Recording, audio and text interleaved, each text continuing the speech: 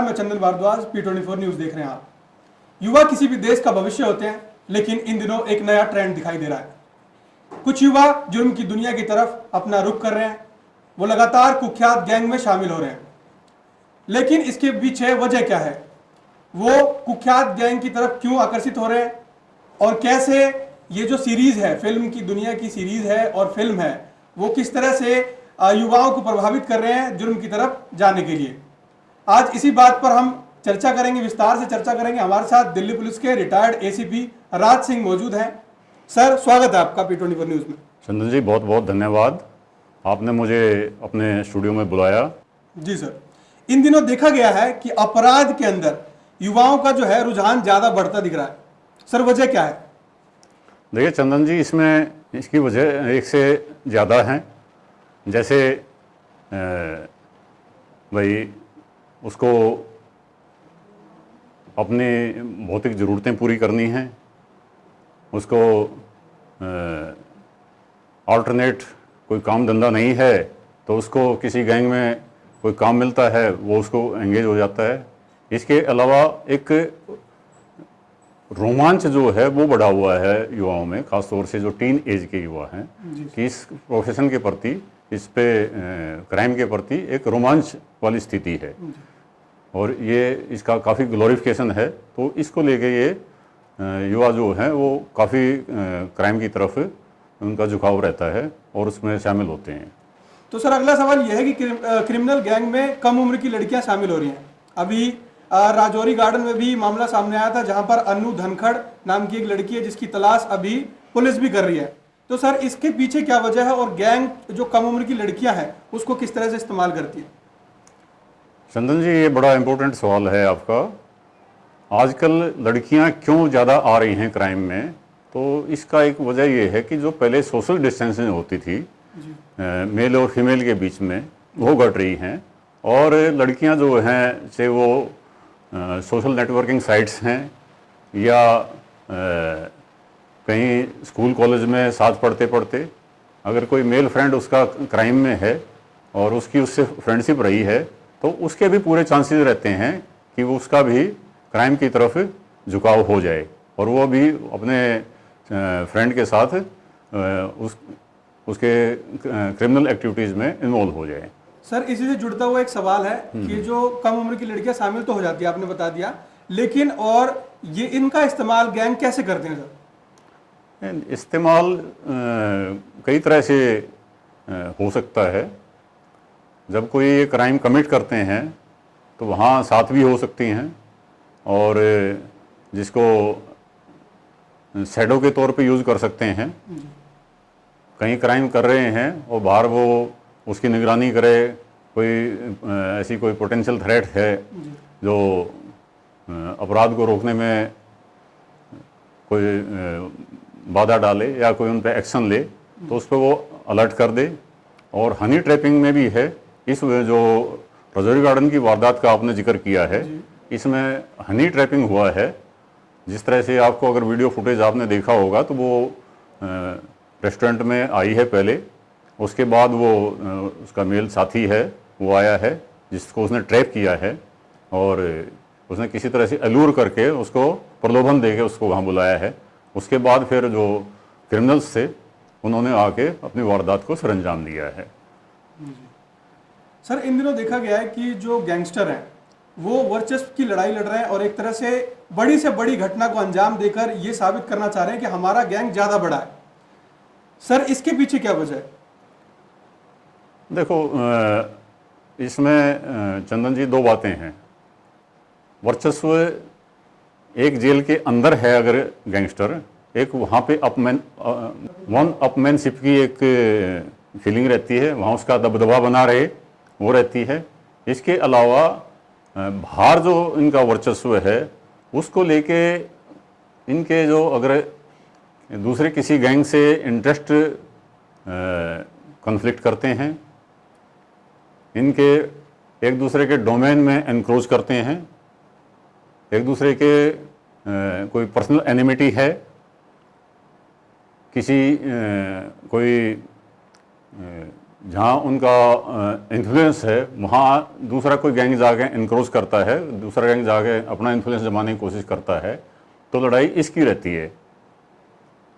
Generally ये इनको पसंद नहीं होता कि जहाँ मेरा फील्ड ऑफ इन्फ्लुएंस है वहाँ आके कोई दूसरा वो करे। मैं इसमें एक उदाहरण देना चाहूँगा।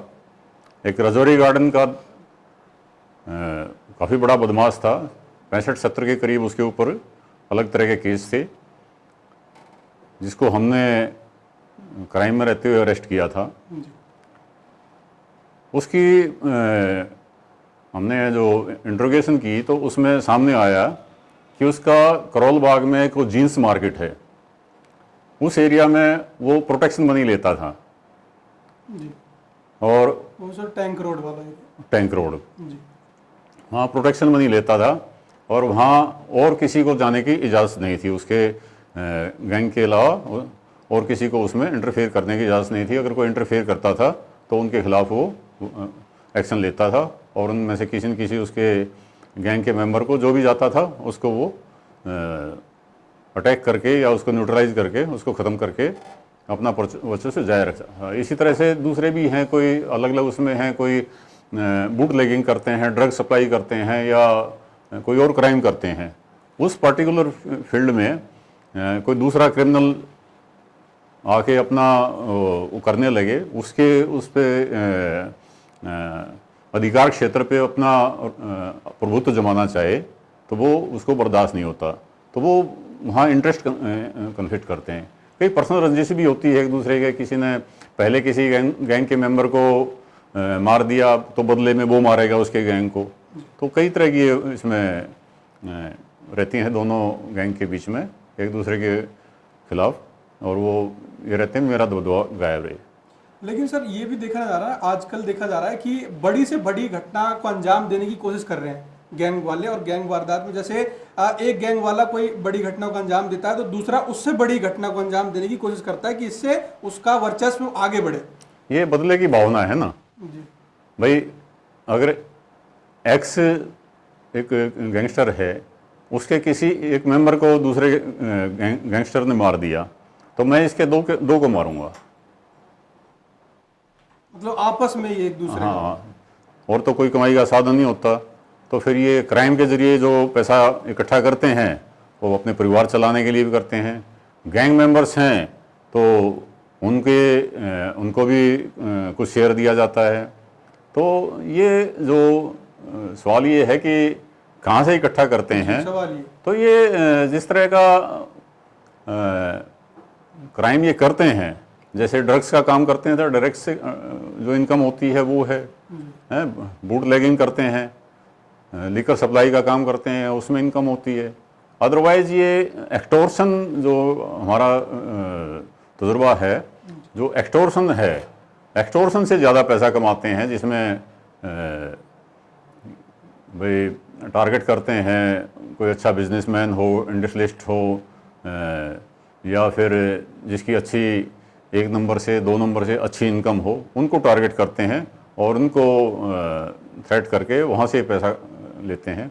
और ये हमने देखा है कि एक बार ये जिस उससे होता है तो उससे वो रेगुलर एक अपना सोर्स ऑफ इनकम बना लेते हैं, रेगुलर उससे पैसा उगाही करते हैं।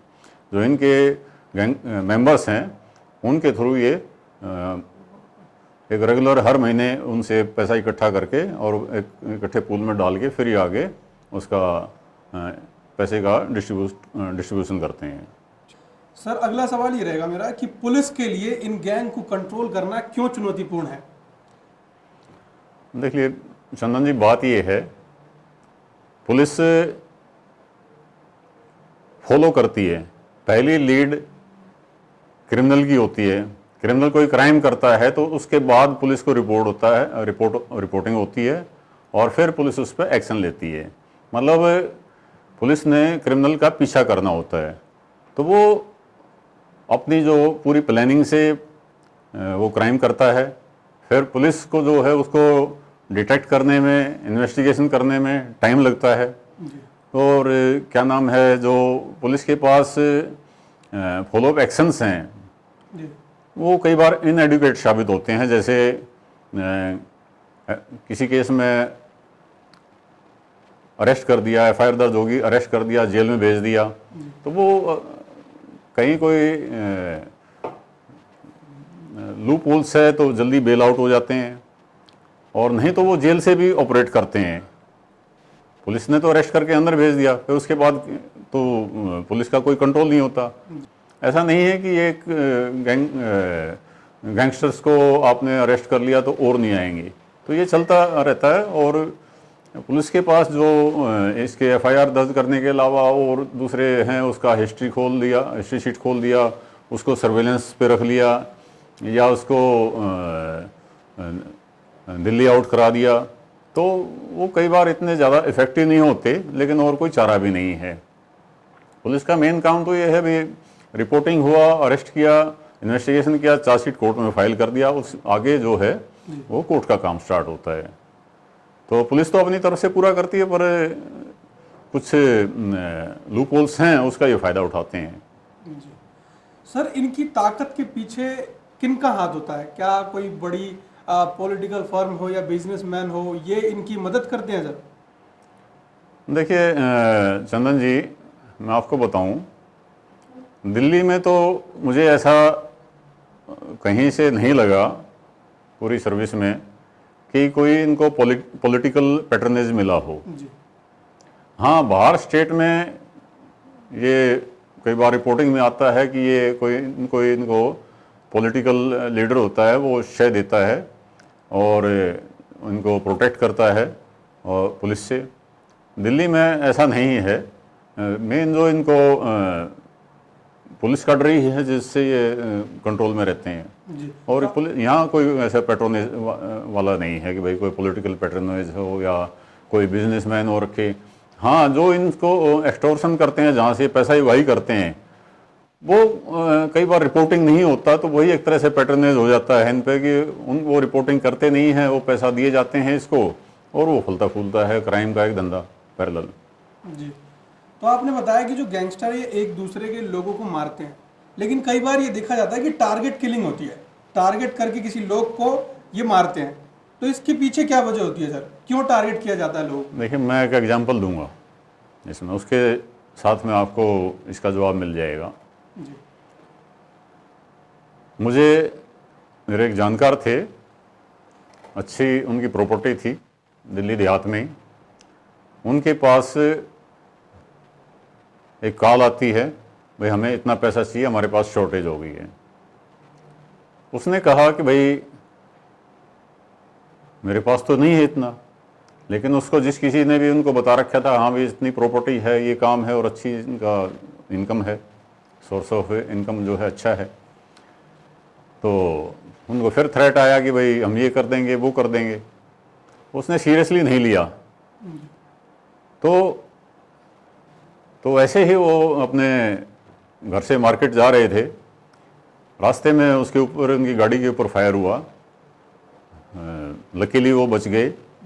लेकिन ये एक वजह है जो मैं इस तरह से, अगर कोई एक्सटॉर्शन की डिमांड उनकी पूरी नहीं करता, तो उसको थ्रेटन करने के लिए या उसको एलिमिनेट करने के लिए वो ये काम कर सकते हैं। कई बार ऐसा है, एक्सटॉर्शन करने के लिए, पैसा उगाही करने के लिए, डराने के नियत से ये वो टारगेट को करते हैं। वहाँ उनको मारने की नियत नहीं होती, लेकिन डराने तक का होता है। किसी के घर पे उन्होंने खिड़की दरवाज़ों पे 2 गोली मार दिया, फिर पर्चा डाल दिया कि हमें, हमारे जो बॉस हैं फलां फलां, उसको आप इतना पैसा दीजिए। तो वो अगर उसके पास रिसोर्सेज हैं तो उनकी इच्छा अनुसार दे देता है, नहीं तो फिर वो दोबारा, उसको पता है भाई अब अगर गोली चली है तो दोबारा भी गोली चल जाएगी।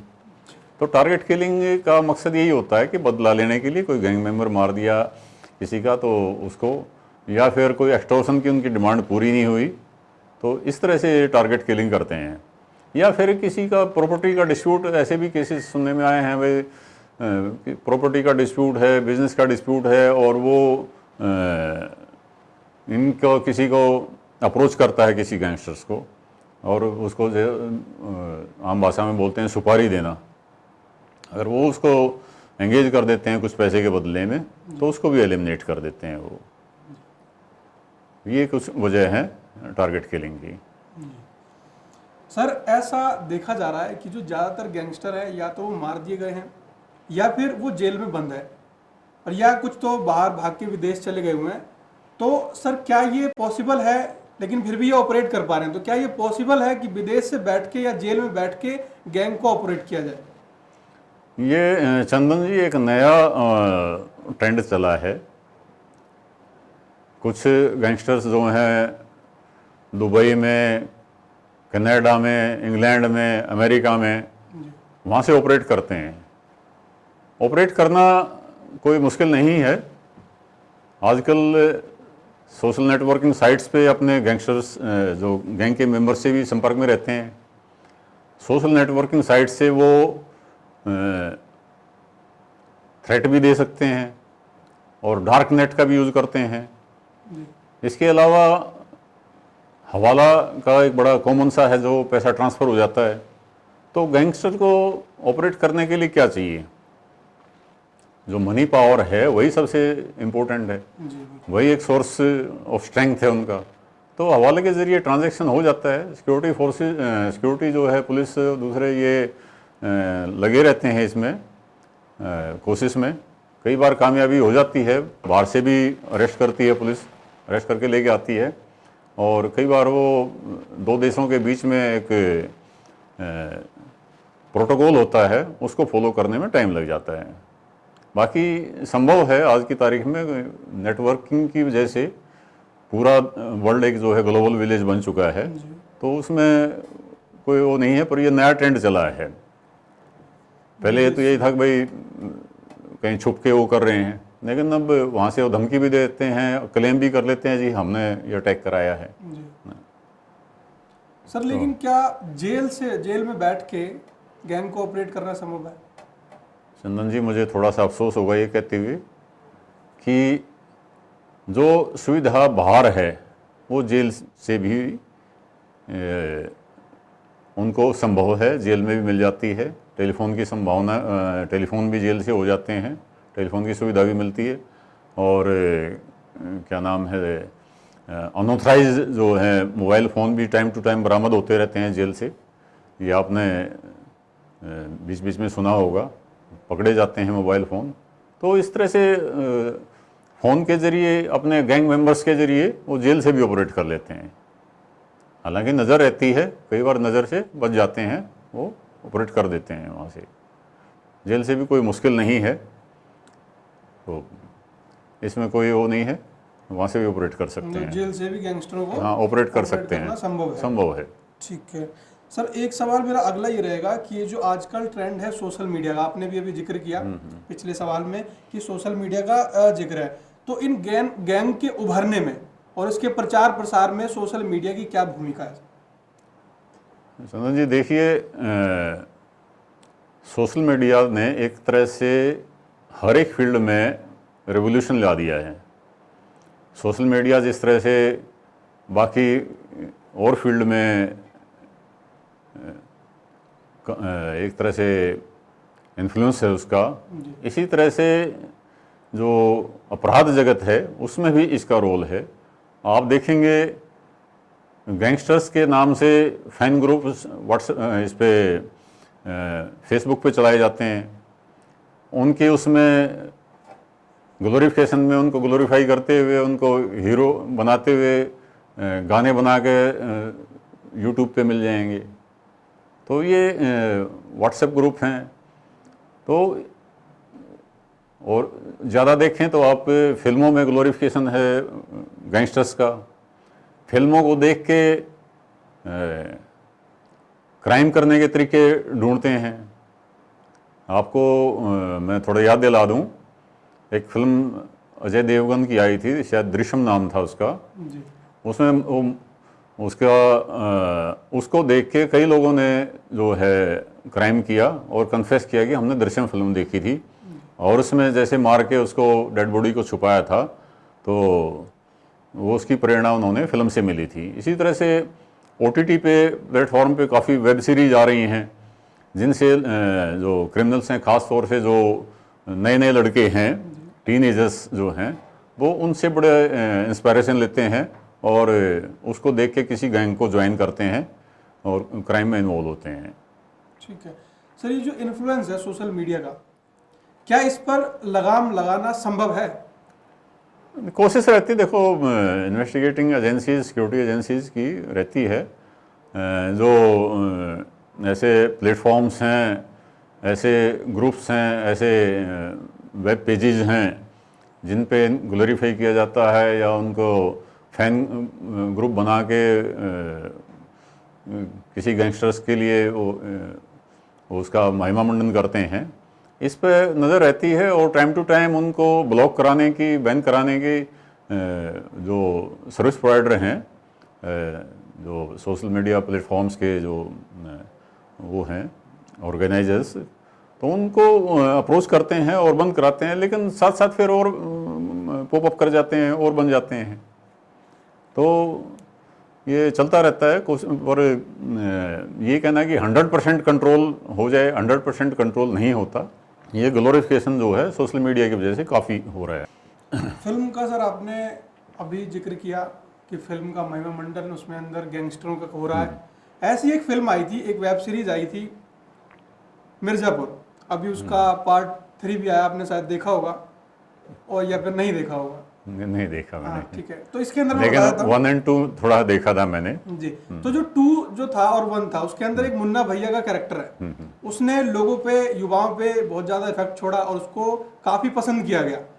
और इसकी वजह भी बहुत बताई जा रही है कि जो युवा है वो गैंगिज्म में ज़्यादा इसमें इन्वॉल्व हो रहे हैं। तो सर इसका जो और महिमा मंडन कर रहे हैं, जैसे एक क्रिमिनल आई थी, बॉलीवुड की फिल्म है, उसके अंदर भी ऐसे ही हिंसा को ज़्यादा बढ़ा चढ़ा कर दिखाया गया। तो इस चीज़ पे भी क्या कहना है सर आप? ये वही बात है कि जो टीनेज के जो बच्चे हैं, यूथ्स हैं, उनका दिमाग इतना परिपक्व नहीं होता है और वो आसानी से इम्प्रेस हो जाते हैं।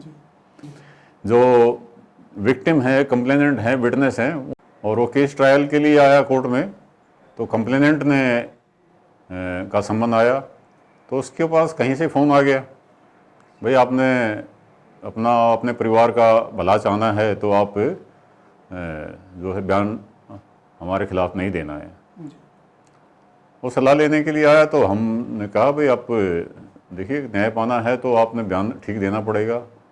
यही थ्रेट की बात, तो आप एक कंप्लेंट कर दीजिए, उसमें आपको सिक्योरिटी मिल जाएगी। हमने जैसे उसको लीगल सजेशन उसको दिया तो वो सलाह लेके चला गया, लेकिन बाद में पता चला कि वो हॉस्टाइल हो गया और उसने कोर्ट में गैंगस्टर्स के खिलाफ बयान नहीं दिया। सर सवाल मेरे और भी है, लेकिन उससे पहले मैं एक सवाल, मेरा ये अपना सवाल था कि आपकी जो जीवन में आपने पुलिस को दिया, इतने साल दिया आपने, उसके अंदर सबसे वियर्ड जो केस था वो आपने क्या देखा? अगर वो कुछ अपराध और युवा से रिलेटेड हो तो वो शेयर कीजिए। देखिए, ये जो टीन एज है 16-17 से लेके 19-20 तक की, ये बड़ी सेंसिटिव है जी। इसमें बच्चा बनता है या बिगड़ जाता है, आम कहावत भी है जी। तो मैं एक एग्जाम्पल दूंगा।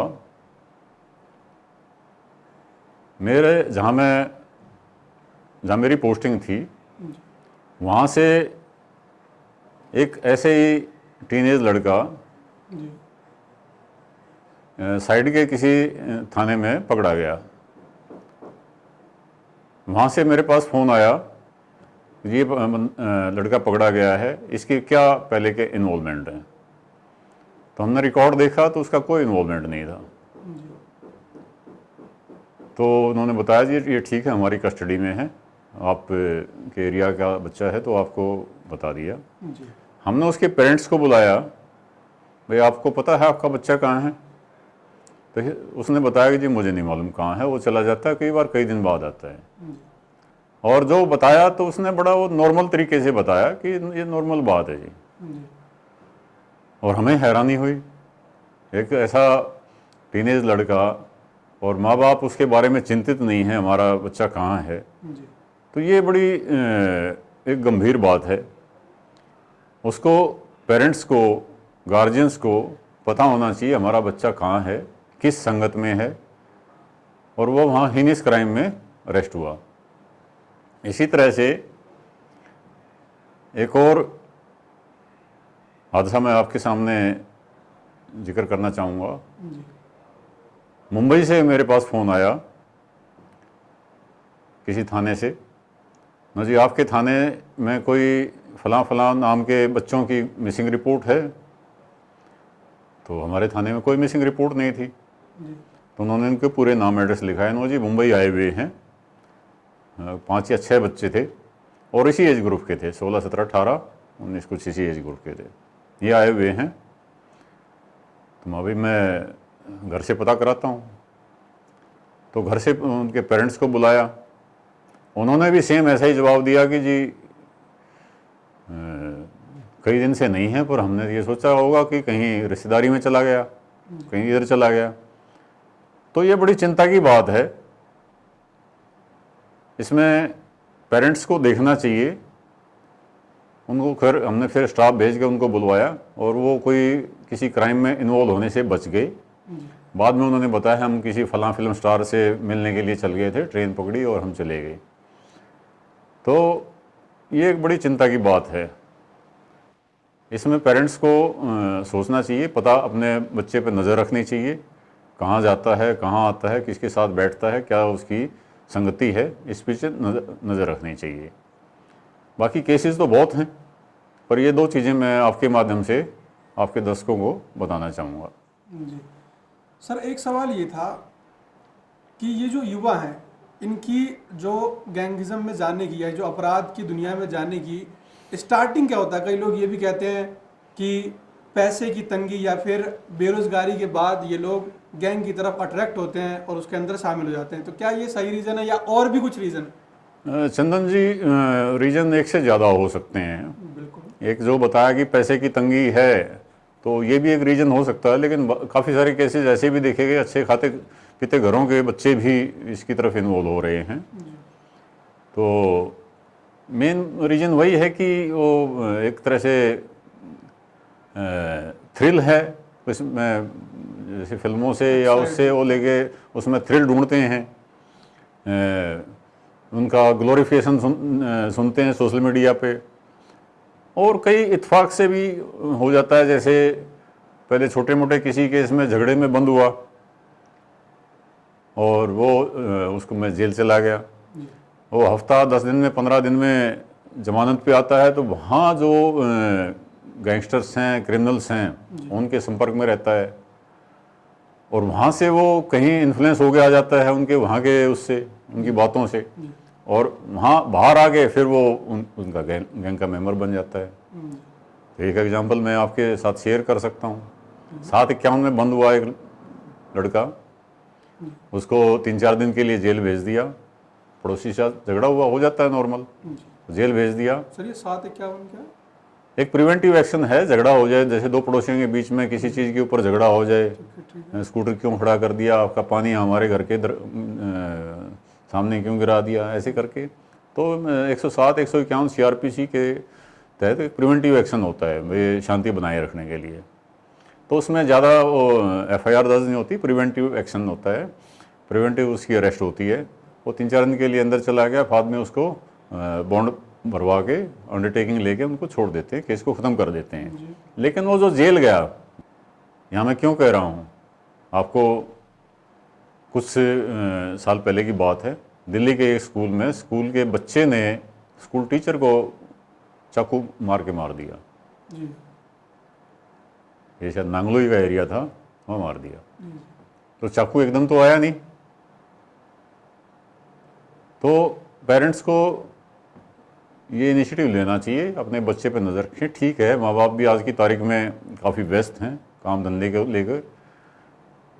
आजकल कपल दो हैं, दोनों जॉब करते हैं, दोनों काम धंधा करते हैं, तो कहीं ना कहीं बच्चों के प्रति वो थोड़े से लापरवाह हो जाते हैं।